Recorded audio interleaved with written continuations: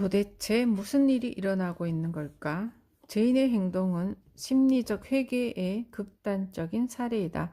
심리적 회개란 실질적인 가치와 전혀 상관없이 돈에 대해 생각하는 또 하나의 방식이다. 때로는 유용한 도구일 수도 있지만 이는 대개 형편없는 의사결정으로 이어지고 만다. 특히 자신이 이것을 사용하고 있다는 사실을 전혀 의식하지 못할 때 더더욱 그렇다. 돈의 특성으로 언급했던 대체할 수 있음이라는 개념을 기억하는가? 돈은 다른 돈으로 대체될 수 있다. 1달러 지폐는 다른 1달러 지폐와 동일한 가치를 지닌다. 그런데 이론적으로 보면 맞는 말이지만 실제로는 그렇지가 않다. 대개 사람들은 자신이 가진 모든 1달러에 동일한 가치를 부여하지 않는다. 우리가 각각의 1달러를 바라보는 방식은 자신이 그 1달러와 처음 연관시켰던 항목에 따라 결정된다. 동일한 금액임에도 불구하고 지출 범위에 따라 제각기 다른 가치를 부여하는 이런 경향 및 접근 방식은 돈을 다루는 데는 확실히 전혀 이성적이지가 않다. 그러나 기회비용과 실제 가치를 파악하기가 매우 어렵다는 사실을 염두에 두자면 이런 전략은 예산 운용을 엄격하게 유지하는 데 도움이 된다. 그럼으로써 지출 방식과 관련된 문제에서 보다 빠르게 의사결정을 내릴 수 있다. 이는 좋은 일이다. 그러나 심리적 회개를 함으로써 우리는 대체할 수 있다는 돈의 기본적인 원리를 깨뜨리고 만다. 돈에 이러한 특성이 부여하는 편익을 자기 스스로 부정하게 된다는 말이다. 즉, 이를 보다 단순하게 만드는 과정에서 돈과 관련된 완전히 새로운 차원의 실수를 하게 된다. 심리적 회계라는 개념은 리처드 탈러가 맨 처음 소개했는데 사람들이 돈과 관련된 행동을 회사나 기관처럼 한다는 것이 기본적인 방식이다. 만일 어떤 사람이 큰 규모의 조직에서 구성원으로 일한다면 그 사람은 해마다 모든 부서가 적정한 예산을 배분받아서 필요한 사업에 잘 써야 한다는 사실을 알고 있다. 만일 어떤 부서가 회계 연도가 아직 끝나지도 않은 시점에 그 부서에 배정된 예산을 다 써버렸다면 큰일 날 일이다. 다음 회계 연도 예산을 새로 배정받기 전까지는 아무 일도 할 수 없기 때문이다. 또 회계 연도가 다 끝나갈 무렵에도 부서 예산에 여유가 있으면 이 부서 사람들은 새 노트북을 사거나 평소에는 베이글이나 도넛으로 하던 회식을 비싼 회로 즐기게 될 것이다.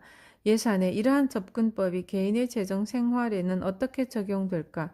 개인 생활에서도 사람들은 자기가 쓸 돈을 각각의 지출 범주들에 할당한다. 보통은 의류비, 문화 오락비, 집세 관리비, 투자자금, 자율비용 등이다.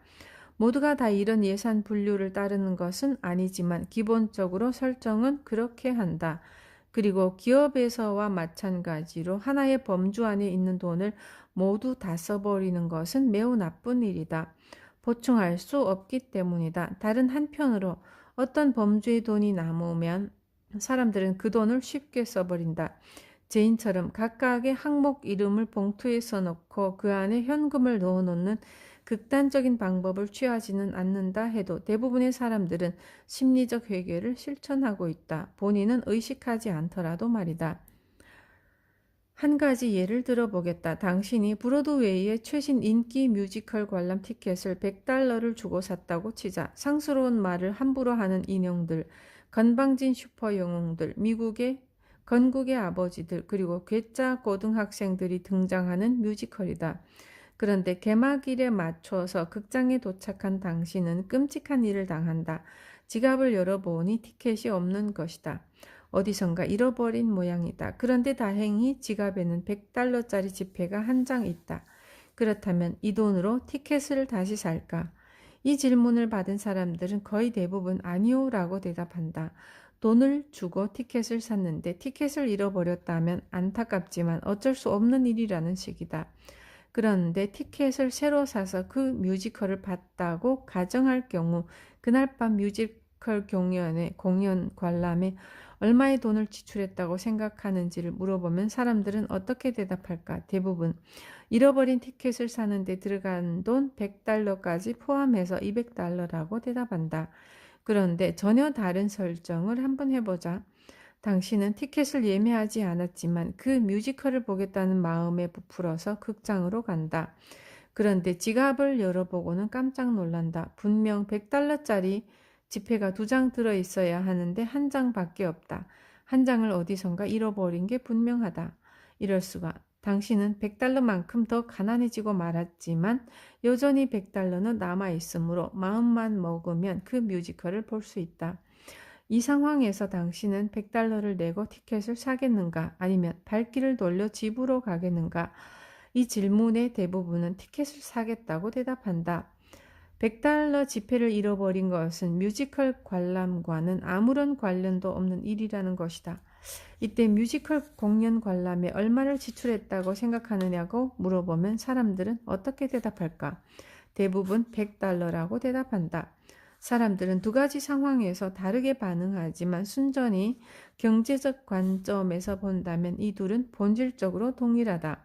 두 경우 모두 뮤지컬을 관람하겠다는 계획을 갖고 있었고 또 그게 지폐든 티켓이든 간에 100달러 가치의 어떤 종이 조각을 잃어버렸다. 그러나 인간적인 관점에서 보자면 분명한 차이가 있다. 하나는 잃어버린 종이 조각이 관람권이라고 불리는 티켓이고 다른 하나는 100달러짜리 지폐이기 때문이다. 그러나 어쨌거나 종이라는 점에서는 마찬가지인 이 둘이 어떻게 그런 큰 차이를 만들어낼까? 어떻게 해서 사람들로 하여금 뮤지컬을 보러 극장으로 들어가기도 하고 또 반대로 발길을 돌려 집으로 돌아가기도 할까? 그리고 또 애초에 브로드웨이의 인기 뮤지컬 티켓을 어떻게 그렇게 싸게 살 수 있었을까? 여기에서 잠깐 이 브로드웨이 뮤지컬 티켓 구입이 기업 활동의 일환으로 이루어졌다고 가정하고 살펴보자.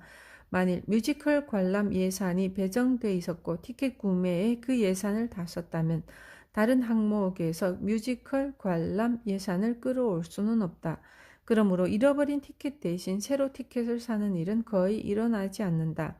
그러나 만일 그 돈이 특정 항목이 아니라 그냥 지갑에서 빠져나와서 없어져 버렸다면 사람들은 그 돈이 어떤 특정한 예산 항목에서 지출됐다고 생각하지 않는다. 뮤지컬 관람 예산이 아직 남아있다는 뜻이다. 잃어버린 돈은 일반 경비 항목에서 빠져나간 것이기 때문이다. 그렇기에 그 돈을 잃어버렸다고 해서 흥미진진한 뮤지컬 관람을 포기할 필요는 없다. 이 심리적 회계의 논리는 상당히 논리적으로 보인다. 그렇다면 도대체 뭐가 문제일까? 속기 쉬운 지출 계정. 완벽하게 이상적인 관점에서 볼 때 지출 관련 의사결정은 가상의 예산 계정에 영향을 받아서는 안 된다. 그 계정의 형태나 위치나 타이밍이 달라진다 해도 말이다. 그렇지만 실제로는 영향을 받는다. 우리는 늘 이런 유형의 심리적 회계를 수행한다. 사람들이 자기 돈을 서로 다른 계정에 넣어두고 보관하는 몇 가지 방식을 생각해보자.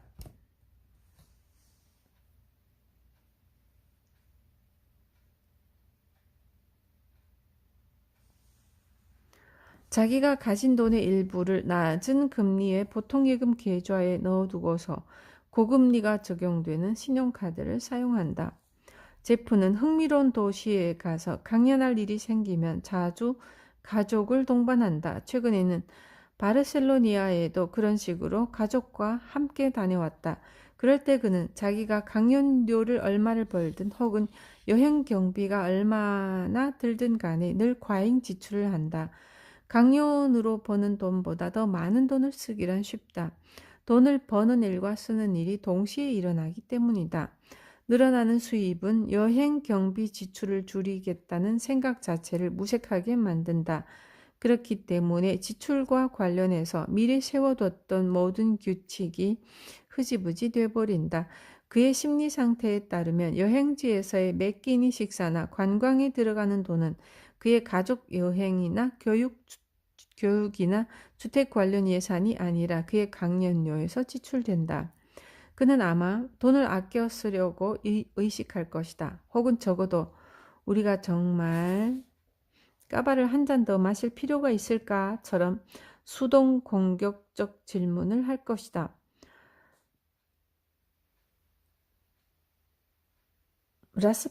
라스베이거스라는 도시 전체는 심리적 회계의 거대한 사례이다. 이 도시의 관광 담당 공무원들은 사람들이 저마다 심리적 회계를 충실히 수행한다는 것을 잘 안다. 그들은 심지어 사람들이 지출 계정 분리를 보다 쉽게 할 수 있도록 라스베이거스에서 생긴 일은 라스베이거스에 묻어두고 가라 라는 마케팅 구호까지 만들어뒀다.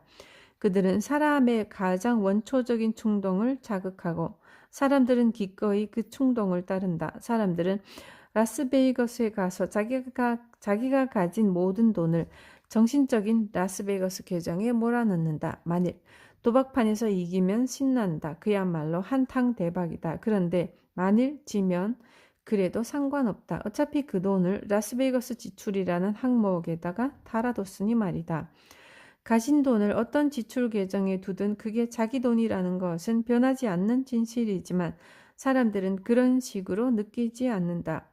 라스베가스에 머무는 동안 무슨 일이 일어나든 간에 거기에서 일어난 지출이나 수입은 우리와 함께 집까지 따라온다. 결코 라스베가스에 묻어두고 올 수 없다는 말이다. 당신이 인스타그램에 올린 야한 사진도 마찬가지다. 그러니 휴대전화는 객실에 두고 나가는 게 좋다.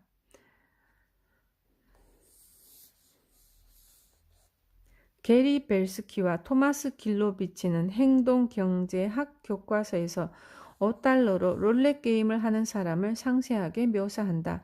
이 사람은 초반에 엄청나게 운이 좋아서 무려 3억 불까지 번다. 그러다가 단 한 차례 잘못된 배팅을 하는 바람에 그동안 딴 돈을 한꺼번에 잃어버린다. 아내가 기다리는 호텔 객실로 돌아갔을 때 아내가 게임이 어땠느냐고 물어보자 그는 5달러를 잃었다고 대답한다. 만일 이런 일이 우리에게 일어났다면 분명 적어도 5달러보다는 훨씬 많은 돈을 잃은 느낌이 들 것이다. 하지만 적어도 3억 달러를 잃었다는 느낌은 들지 않을 것이다. 그 5달러만이 내 돈의 전부라고 느껴지는데 그날 저녁 게임을 처음 시작할 때 갖고 있던 돈이 5달러이기 때문이다. 우리는 그날 밤 수중에 들어온 처음 1달러에서부터 마지막 3억 달러까지의 각각의 1달러를 모두 딴 돈으로 범주화할 것이다. 이 시나리오에서 우리는 딴 돈 3억 달러를 몽땅 잃는다 하더라도 처음 갖고 있던 5만 달러만 잃은 것으로 느낄 것이다. 물론 자기 아내나 남편에게 카지노에서 있었던 일을 솔직하게 말할 수 있는 능력까지도 잃어버리긴 하겠지만 그건 다른 책에서 다뤄야 할 주제이다. 물건 구매에 쓰는 돈이나 술을 마셔서 쓰는 돈 혹은 저축하는 돈은 모두 내 돈이라는 동일한 우물에서 나온다. 이를 염두에 둔다면 방금 소개한 시나리오들은 도무지 이치에 맞지 않는다. 돈에 어떤 딱지를 붙이느냐는 중요하지가 않다. 그 모든 것이 실질적으로 내 돈이기 때문이다. 그러나 앞에서도 설명했듯이 사람들은 돈을 심리적 차원의 여러 범주에 할당하며 이 범주화는 실행되는 바로 그 순간부터 그 돈에 대한 사람들의 생각을 통제한다. 우리가 돈을 쓰면서 얼마나 마음 편안할지를 통제하고 무엇에 돈을 쓸지를 통제하며 또 월말까지 각각의 지출 계정에서 얼마나 많은 돈을 남길지를 통제한다. 심리적 회계라는 매우 특별한 문제. 이 책에서 논의하는 대부분의 문제들과 다르게 심리적 회계는 한층 더 복잡해져서 이 방법을 사용하는 것은 잘못이다 라고 단정적으로 말할 수 없다. 심리적 회계는 다른 것들과 마찬가지로 돈에 대한 이성적 접근이 아니다. 그러나 우리 삶의 실제적인 모습과 인간이 지닌 인지 차원의 한계를 고려한다면 오히려 유용한 전략이 될 수도 있다. 심리적 회계가 현명하게 사용될 때 특히 더 그렇다. 물론 보통은 이를 현명하게 사용하는 경우가 많지 않은데 바로 그렇기 때문에 이 장의 나머지 부분이 존재한다. 우선 심리적 회계가 어째서 독특한지 살펴보자. 세 가지 유형의 사람이 있다고 치자. 첫째, 완벽하게 이성적인 사람. 이른바 호모 에코노미쿠스. 둘째, 인지적 한계가 있긴 해도 어느 정도 이성적인 사람. 이 사람은 충분한 시간과 정신적 역량만 주어지면 최고의 의사결정을 내릴 수 있다. 셋째, 인지적인 한계가 있긴 해도 어느 정도 이성적인 동시에 감정도 지니고 있는 사람, 즉 우리가 익히 알고 있는 평범한 사람. 완벽하게 이성적인 사람에게 심리적 회계는 명백하게 실수이다. 완벽하게 이성적인 세상에서라면 어떤 계정의 돈이든 동일한 가치로 똑같이 대해야 마땅하다. 이 계정에 든 돈이든 저 계정에 든 돈이든 돈은 어차피 똑같은 돈이니 완벽하게 교환될 수 있다. 완벽하게 이성적인 세상에서라면 우리는 돈 계산에 관한 한 무한의 능력을 갖고 있을 것이며 그렇기 때문에 계정과 계정을 분리하는 것은 잘못된 일이다. 그것은 교환할 수 있다는 원칙을 깨뜨림으로써 돈이라는 사회적 도구가 제공하는 중요한 편익을 부정하기 때문이다. 인지적인 한계가 있는 사람에게는 심리적 회개가 도움이 될 수 있는데 왜냐하면 인간의 뇌가 실생활에서 온갖 정보를 유지하고 처리할 수 있는 능력은 제한적일 수밖에 없기 때문이다. 이성적인 세상이 아닌 실제 세상에서 돈이 오가는 모든 거래 각각의 다양한 측면을 파악하고 기회비용을 따지기란 극단적일 정도로 어렵다. 심리적 회계는 의사결정을 내리는데 유용한 체험적 지침을 제공해준다. 예를 들어서 커피 따위를 살 때마다 이 가격이면 속옷 2장을 살 수 있겠군. 아니면 아이튠즈에서 영화 한 편을 내려받거나 휘발유 5리터를 살 수도 있고 라고 이성적으로 생각할 수는 없는 노릇이다. 게다가 현재와 미래의 각 물품 가격을 따지고 또 무수하게 많은 다른 물품들까지 다 비교하면서 말이다. 그렇기 때문에 우리는 이런 번거로운 과정을 피하는 대신 심리적 회계를 동원해서 커피를 음식 계정의 한 부분으로 생각한다. 이렇게 하면 음식 계정 내에서만 기회비용을 고려하면 된다. 이럴 때 생각은 한층 제한되지만 그 대신 훨씬 더 제어하기 쉬워진다. 이 가격이면 내 점심값의 절반이군. 이런 식으로 계산이 아주 단순해진다. 이런 관점에서 보면 심리적 회계는 이성적이지는 않지만 실용적이다. 우리 인간의 계산 능력이 제한적인 수밖에 없다는 사실을 전제하면 특히 더 그렇다. 단순성을 높이기 위해 여러 계정을 설정하고 구획하면 지출을 할 때마다 기회비용 전체의 세계를 구석구석 헤집을 필요가 없다. 모든 기회비용을 일일이 다 따져야 한다면 얼마나 힘들겠는가.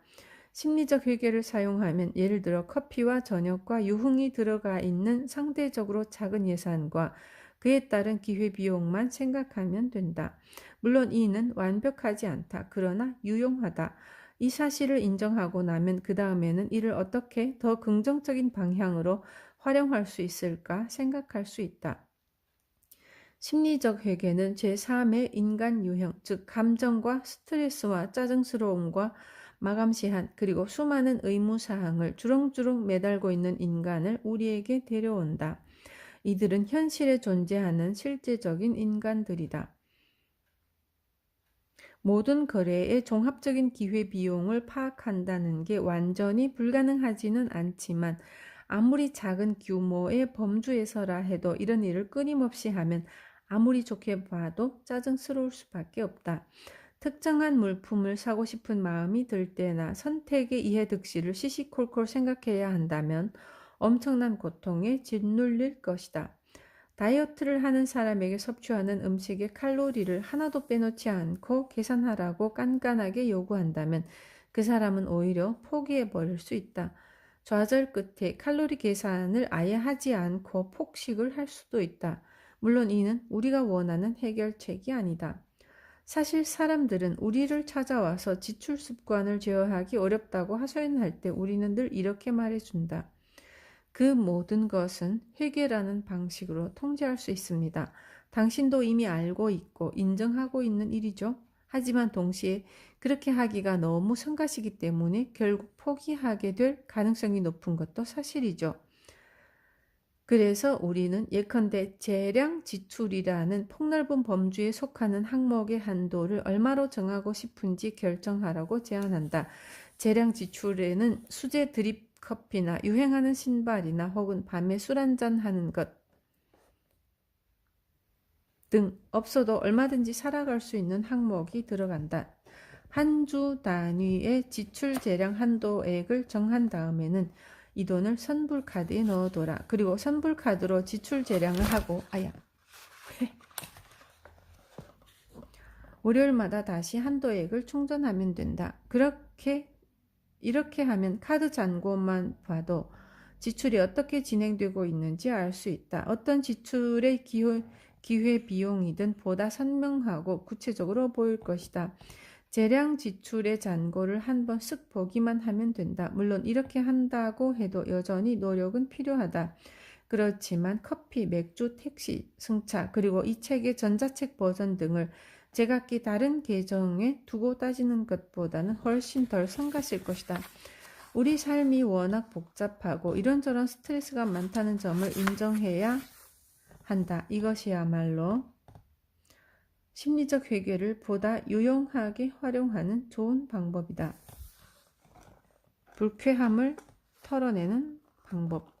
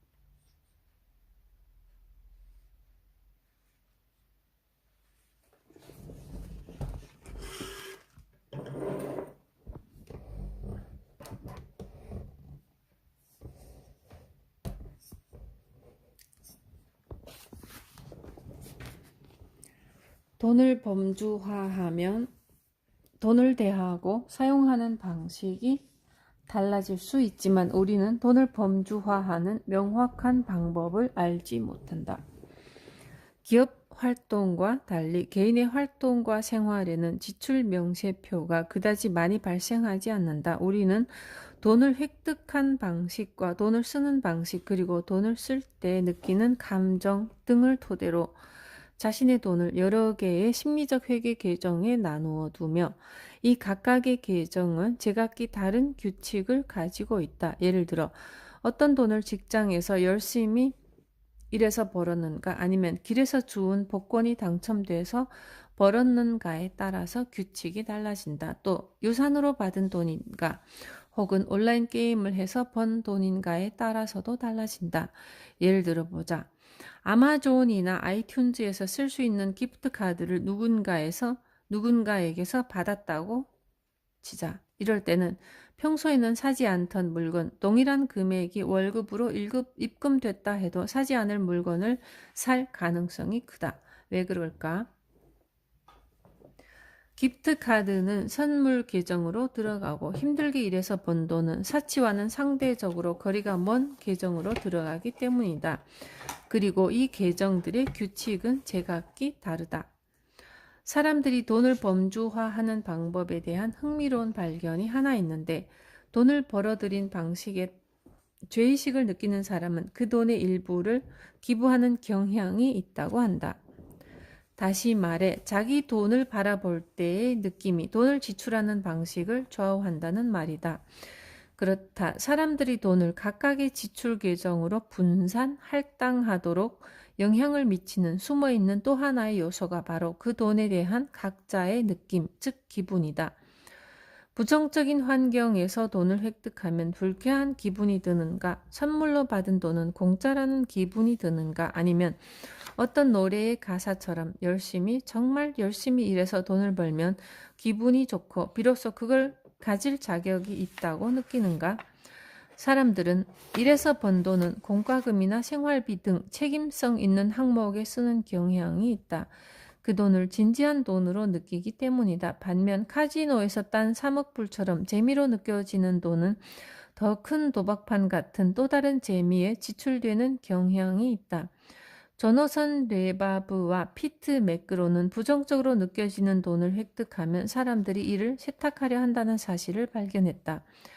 예를 들어 사랑하는 친척으로부터 돈을 상속받았다면 이 돈은 기분 좋게 느껴지고 금방이라도 이 돈을 쓸 수 있지만 자기가 좋아하지 않는 어떤 부의 원천으로부터 돈을 받았다면 그 돈은 기분 나쁘게 느껴진다. 그래서 돈에 묻은 부정적인 감정을 씻어내기 위해 가장 먼저 이 돈의 일부를 떼어내서 교과서를 사거나 자선단체에 기부하는 등의 긍정적인 쪽에 지출한다. 이렇게 해서 그 돈의 일부가 선한 목적으로 사용되고 난 다음에는 그 돈이 깨끗하게 느껴지고 그래서 사람들은 완벽하게 즐거운 마음으로 나머지 돈을 휴가 여행이나 보석 그리고 아이스크림처럼 자기가 하고 싶거나 갖고 싶은 것에 쓴다. 조너선과 피트는 이를 감정적 회계라고 부른다.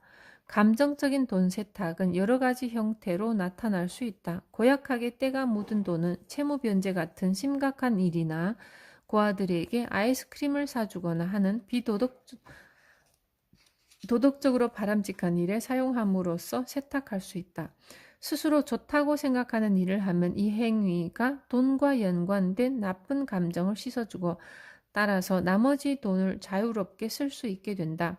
이런 유형의 감정적 돈 세탁은 누가 봐도 이성적이지 않지만 사람들을 기분 좋게 만들어주는 것만은 분명하다.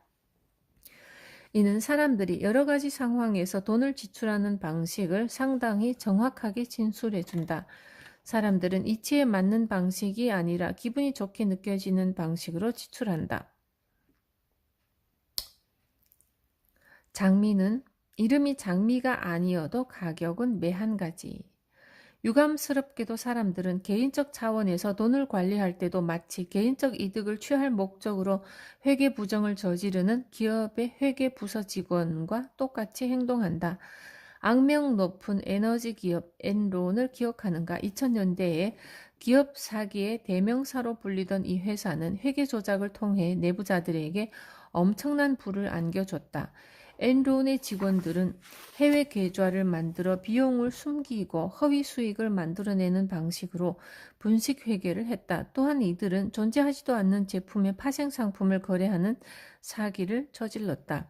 이 회사의 회계를 감사한 회사 역시 이 분식 회계 음모에 가담했다. 그들은 사기꾼이었고 얼마나 완벽하게 회계를 조작했던지 심지어 본인들조차도 자신들의 분식회계 논리가 진짜인 것처럼 믿기 시작했다. 2008년 금융위기는 많은 부분 회계 부정 때문에 발생했다. 돈을 돌리고 잘라서 팔아 넘기는 방법, 파생상품을 동원해서 돈을 벌고자 했던 금융계의 일부 사람들 때문에 금융위기가 일어났다. 이들은 최상층에서부터 사기 음모를 꾸몄으며 자기들에게 편리하고 수익이 높고 유리한 이런저런 파생상품 펀드를 내세워서 여러 계정의 위치나 순서를 이리저리 바꾸고 서로를 뒤섞었다. 그런데 사람들은 스스로에게 이와 비슷한 회계 부정을 저지른다. 제각각의 제품과 서비스를 사면서 신용카드를 사용하고서는 그걸 잊어버린다. 저금하려던 돈에서 일부를 빼서 쓴다. 월별로 발생하는 일상적인 수입, 지출 예산에 포함되지 않는 큰 돈에 대해서는 깊이 생각하지 않는다. 뭔가 특별한 것을 하려고 저금할 돈과 수표와 비상금을 이리저리 마구 옮기며 뒤섞어 쓴다. 그러나 사람들이 이런 개인적인 차원의 회계 부정을 저지른다고 해서 전 세계적인 차원의 경제 위기가 유발되지는 않는다. 다만 돈 문제와 관련된 당사자의 미래가 위기에 빠질 뿐이다. 거의 대부분 그렇다. 그렇다고 우리 개인은 엔론이나 회계 부정을 저지른 엔론의 관계자들만큼은 나쁘지 않을 수 있는데 우리에게는 심리적 회계의 그림자가 드리워 있다. 감정, 이기심, 충동, 계획 부족, 단기적 사고, 자기 기만, 외부 압력, 자기 합리화, 혼란, 그리고 탐욕 등으로 인해 우리는 쉽게 엇길로 나가고 만다. 이는 돈과 관련된 10대 죄악이라고 볼 수 있다. 치명적인 죄는 아닐지언정 좋지 않은 것만은 분명하다. 그리고 앨런일서와 마찬가지로 우리의 심리적 회개를 감사하는 감사팀의 구성원들 역시 게으르다. 이들은 많이 생각하려 하지 않고 돈 쓰는 재미에 푹 빠져 있으며 태생적인 이해 충돌이라는 짐을 지고 있다. 우리는 스스로의 회개 감사관이다. 자기 생선을 지키는 고양이다. 지금이 저녁 시간이고 배가 고프다고 가정해보자. 당신은 지난밤에는 식사를 주문해서 먹었고 오늘 저녁에는 직접 해먹을 계획을 세웠었다. 그런데 쇼핑을 하지 않아서 요리할 식재료가 없다. 당신의 예산상으로는 외식을 하지 않는 게 옳다. 특히 새로 생긴 멋진 음식점에서 외식을 하는 건 안 된다. 당신 친구들은 오늘 밤에 외식할 예정이지만 당신은 집에 있는 이런저런 식재료를 모아서 어떻게든 저녁을 해결해야만 한다. 그리고 이렇게 아낀 돈을 퇴직연금 계정에다 넣어야 한다. 이 계정이 당신이 80세가 될 때까지 복리 이자를 벌어다 줄 테니 말이다. 그때가 되면 늘 외식을 해도 될 만큼 여유가 있을 것이다. 그러나 당신은 제인 마틴이나 모셰라면 어떻게 할까 하는 질문을 스스로에게 던져야 한다는 것을 잊어버리고는 베이비시터에게 전화를 건다. 그리고 1시간 뒤에는 식당에 앉아있다. 손에 먹진 칵테일 잔까지 들고서. 사람들은 싸고 건강한 음식을 먹겠다고 다짐하지만 이 책의 2장만 봐도 이게 얼마나 허망한 약속인지 잘 알 수 있다. 처음에는 닭고기를 먹을 작정이었지만 결국 와인과 버터로 만든 소스와 로브스터가 눈앞에 펼쳐져 있고 육즙이 흐르는 게살을 개걸스럽게 목구멍으로 밀어넣고 있지는 않은가. 시장 가격이 싸서 그랬다고? 나쁘지 않다. 메인주에서 로브스터가 많이 잡혔다고 들었으니까 그래서 로브스터를 해치웠고 그 깊은 맛의 소스를 마지막 한 방울까지 두꺼운 토스트빵에 발라서 먹는다. 또한 음료수는 수돗물로도 충분하다고 생각했지만 어느새 비싼 생수병을 손에 들고 있다. 디저트는 생략해야 옳지만 결국 고급 수플레를 먹고 있지 않은가? 계산서를 받아들고 보면 집에서 파스타를 만들어 먹고 후식으로 오렌지 하나를 먹을 때 드는 비용인 대략 $6를 훨씬 초과하는 비용이다. 이런 식으로 당신은 식사 관련 회계 규정을 어기고 만다. 그러나 이에 대해 경고장을 날려주는 사람은 아무도 없다. 사람들은 먹는데 돈을 쓰고서는 나쁜 기분을 느끼지 않는다. 어쨌거나 뭔가를 먹어야 살고 또 한 주 동안 힘들게 일했으니까 그럴 만한 자격이 있다고 생각하기 때문이다. 게다가 술을 조금 마신 뒤에는 저축이니 공과금이니 하는 지겨운 것들을 생각할 인지 능력이 상실된다. 심리적 회계는 비록 비이성적이기는 하지만 기업 회계와 마찬가지로 잘만 활용하면 얼마든지 유용할 수 있다. 예산 범주들은 예산 계획을 세우고 지출을 통제하는 데 도움이 될 수 있다. 그러나 역시 기업 회계와 마찬가지로 심리적 회계가 만병통치약은 아니다. 여전히 회색 지대가 많기 때문이다. 몇몇 기업이 창의적인 회계를 동원해서 빠져나갈 구멍을 만들듯 우리 역시 융통성 넘치는 지출 논리로 이리저리 빠져나간다. 우리는 아무런 회계 범주를 사용하지 않을 때는 돈을 제대로 관리하지 못한다. 그러나 회계 범주를 사용해도 지출 명세 분류를 왜곡한다. 규칙을 바꿔서 잘못된 지출이 잘못된 것으로 보이지 않도록 그럴듯한 핑계와 이야기를 꾸며낸다.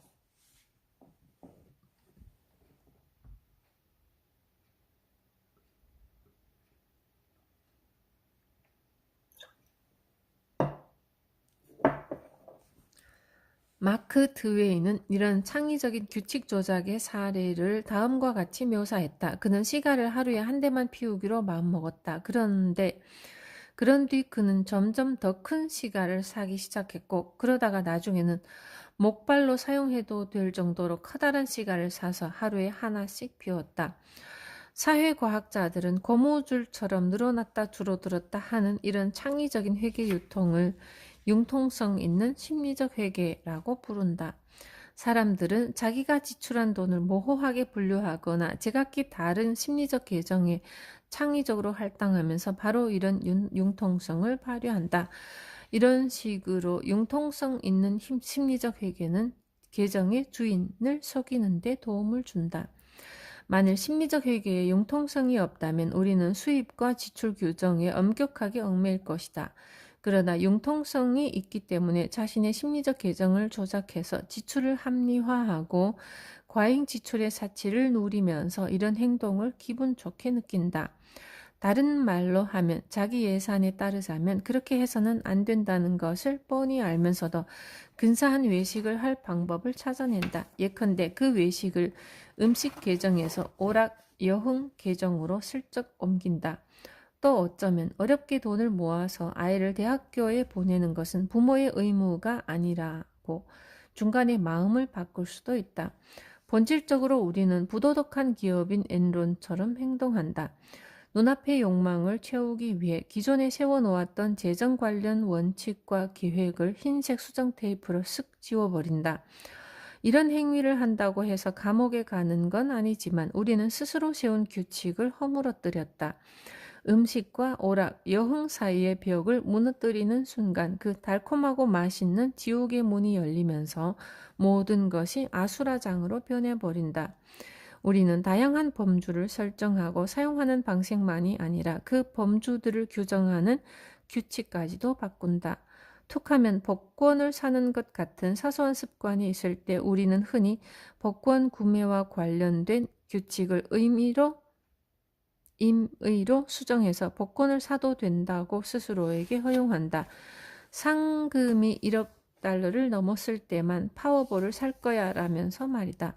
물론 이 규칙은 말도 안 된다. 상금이 얼마든 상관없이 복권을 사는 건 좋지 않은 의사결정이기 때문이다. 이는 마치 하늘에 구름이 조금 있는 날에만 담배를 피울 거야 라는 말과 다르지 않다. 그러나 이런 규칙을 만듦으로써 나쁜 선택인 줄 알면서도 그 선택을 하는 사람의 기분은 좀 더 나아진다.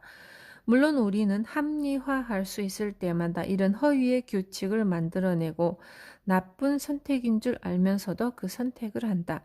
사무실에서 사람들이 복권을 사려고 돈을 모을 때, 계산대 앞에 긴 줄에 서 있을 때, 특별히 좋은 꿈을 꿨을 때, 혹은 특히 힘든 하루를 보냈을 때 우리는 스스로에게 복권 한 장의 여유를 누릴 자격이 충분하다고 느끼는데 그 규칙을 만든 사람이 자기고 게다가 그 규칙을 아는 사람도 자기뿐인 경우가 많으므로 그걸 바꿔버리거나 아니면 아예 뒤집어 버리기란 너무나도 쉽다.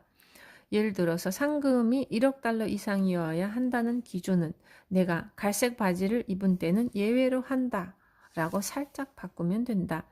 이럴 때 우리 내면의 입법자는 아무리 편향적이고 성급하고 무책임한 규칙이라 해도 승인하고 만다. 악화가 양화를 뒤쫓는다.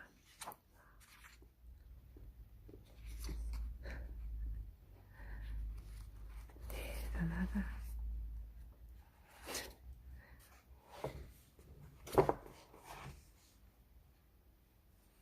예를 들어서 복권에 당첨됐다거나 바르셀로나에서 강연을 했다거나 해서 뜻하지 않게 제법 많은 돈이 생겼다고 치자. 이런 행제를 하면 평소 죄의식을 전혀 느끼지 않고 하고 싶은 것을 마음대로 해도 되는 보너스 계정의 좋은 기분이 늘 긴장하며 사용하던 여러 계정으로 스며들어서 생각하지 않고서 이 돈을 쉽게 써버린다. 횡재를 했으니 모든 지출을 얼마든지 감당할 수 있다고 스스로에게 말하면서 돈을 물쓰듯 한다. 심지어 이미 오래전에 지출을 중단하기로 결정했던 계정 항목까지 새로 열어서 펑펑 쓴다. 예를 들어서 제프는 바르셀로나에서 계획에 없던 지출을 여러 차례 했다. 가끔 스파클링 와인을 마셨는데 그럴 때마다 제프는 뜻밖의 발생한 강연료 수입으로 처리하는 것이니 괜찮다는 논리로 합리화했다. 아닌 게 아니라 그런 지출은 강연을 축하하기 위한 특별한 지출이라고 합리화하기 쉬웠다. 실제로 그가 한 잔씩 마시면서 즐거움을 느꼈던 그 스파클링 와인에 지출된 돈의 합계 금액은 상당히 컸지만 그는 단 한 번도 그렇게 생각하지 않았다. 적어도 다음 달에 신용카드 청구서가 날아와서 평소보다 많은 돈을 결제해야 한다는 사실을 깨닫기 전까지는. 융통성 있는 심리적 회계 역시 지금 당장 필요한 것이나 하고 싶은 것을 위해 저축을 깨도록 유도한다. 긴급한 상황에서조차도 보건 항목의 지출을 유도한다. 또 완전히 새로운 예산 범주들을 마음 내키는 대로 만들도록 유도한다. 더 고약한 사실은 이렇게 새로운 범주가 생성되고 나면 예전과 달리 한결 더 수월하게 이 범주에서 지출이 이루어진다는 점이다.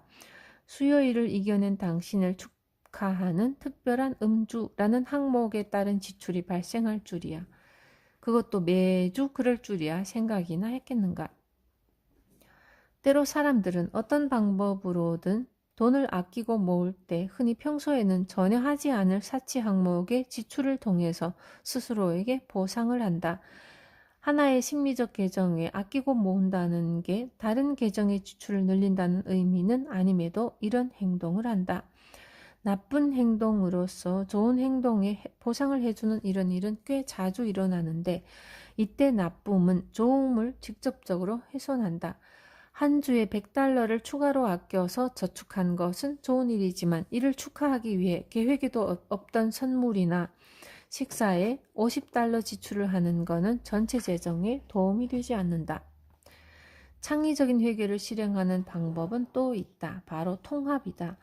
두 개의 전혀 다른 지출이 있을 때 작은 지출을 큰 지출에 합쳐서 이 두 개의 지출이 사실은 하나의 지출일 뿐이라고 합리화하는 것이다. 이런 식으로 우리는 스스로를 속여서 그저 하나의 큰 금액을 사용했을 뿐이고 그로 인해 고통을 받는 것이라고 믿으려 한다. 큰 금액 하나와 작은 금액 하나를 각각 따로 지출했다고 생각하는 것보다 이렇게 하는 편이 심리적으로 덜 고통스럽기 때문이다. 예를 들어보자. 25,000달러짜리 자동차를 사면서 200달러짜리 CD 체인저를 옵션으로 추가 구입했을 때 사람들은 이 200달러의 지출을 자동차 구입 지출에 합쳐서 생각한다. 또 50만 달러를 주고 집을 산 다음 베란다에서 아름다운 풍경을 느긋하게 즐기기 위해 탁자와 의자를 600달러를 주고 살 때도 마찬가지다. 이때 우리는 이 두 개의 지출을 각각 주택과 가구 항목으로 구분하지 않고 주택 구매라는 단순한 지출로 바라본다. 이런 식으로 여러 개의 지출을 하나로 통합함으로써 주택과 가구라는 지출을 두 개의 계정이 아니라 주택 및 주택에 딸린 베란다라는 단일 계정에서 실행한 것처럼 느낀다. 또 다른 예를 들어보자. 하루 종일 힘들게 쇼핑을 한 뒤에 비싼 저녁을 사 먹고 디저트도 따로 사 먹었으며 또 나중에는 동네 술집에서 맥주도 한 잔 마셨다고 치자. 이때 우리는 이 모든 지출을 어쩌다가 흘려버렸음이라는 모호하기 짝이 없는 심리적 계정에 한꺼번에 집어넣는다. 우리는 또한 분류를 잘못해서 회계 부정을 저지르기도 한다. 예를 들어서 제이는 사촌 동생인 루에게 줄 생일 선물에 돈을 지출하고 싶지 않았고 그래서 장장 4시간이나 들여서 직접 케이크를 만들었다. 그런데 이때 들인 시간과 노력도 당연히 일정한 가치를 가진다. 그 4시간 동안 그녀는 다른 일을 할 수도 있었다. 느긋하게 쉴 수도 있었고 가족을 방문할 수도 있었고 또 돈을 버는 활동을 할 수도 있었다. 순전히 재정적인 차원에서 말하자면 그녀가 케이크를 만들면서 보낸 그 4시간은 루에게 줄 선물로 살 수도 있었던 액자 가격 15달러보다 더 가치가 있지 않을까? 아마도 그럴 것이다. 정말 엄격하게 돈만 따져서 말한다면 15달러를 아끼려고 4시간 동안 힘들게 수고한 것은 잘못된 의사결정이다. 제이는 계정 분류를 잘못했기 때문에 이런 결정을 내렸다. 개인적인 심리적 회계 규칙은 특수하지도 않고 또한 엄격하게 강제되지도 않는다. 이 규칙은 흔히 우리 머릿속에 존재하는 모호하고 정제되지 않은 생각이다. 그렇기 때문에 빠져나갈 구멍이 필요하거나 그걸 원할 때는 언제나 쉽게 구멍을 만들어낼 수 있다. 앞에서도 봤듯 어떤 선택권이 주어질 때 대부분의 사람들은 손쉬운 길을 찾는다. 즉각적으로 가장 유혹적인 것을 선택하고는 이를 합리화하기 위해 별다른 생각 없이 입맛에 맞게 지출 계정을 분류한다는 말이다. 심지어 본인이 내리는 의사결정이 자기 자신을 속일지라도 그렇게 한다. 생각하는 것을 회피하기 위해서 사람들이 들이는 노력에는 끝이 없을 지경이다. 우리는 나쁜 사람이 아니다. 대부분은 의식적으로 탐욕을 부리거나 어리석거나 천성적으로 악하지 않다. 뻔뻔하거나 무모해서 자신의 심리적 회계 규정을 어기는 게 아니지만 우리는 규칙에 어긋나는 지출 관련 의사결정을 합리화하기 위해 규칙의 융통성을 이용한다. 다이어트를 하면서 속임수를 쓰는 것과 마찬가지로 우리는 거의 모든 지출을 손쉽게 합리화하기 위해서 창의성을 최대한 활용한다. 지난번에는 점심으로 샐러드를 먹었으니까 이번에는 아이스크림 콘 하나쯤은 사 먹어도 괜찮다고 생각하지 않는가? 지역경제 활성화를 위해 아이스크림 가게가 돈을 벌 수 있게 해주는 것도 좋은 일이라고 생각하지 않는가? 게다가 사계절 동안 늘 사 먹는 것도 아니고 여름이니까 이런 지출은 괜찮다고 생각하지 않는가? 그러니까 아이스크림 콘 하나는 사 먹어도 된다. 시원한 음료수 한 병 사 먹자라고 소리 없이 외치지는 않는가?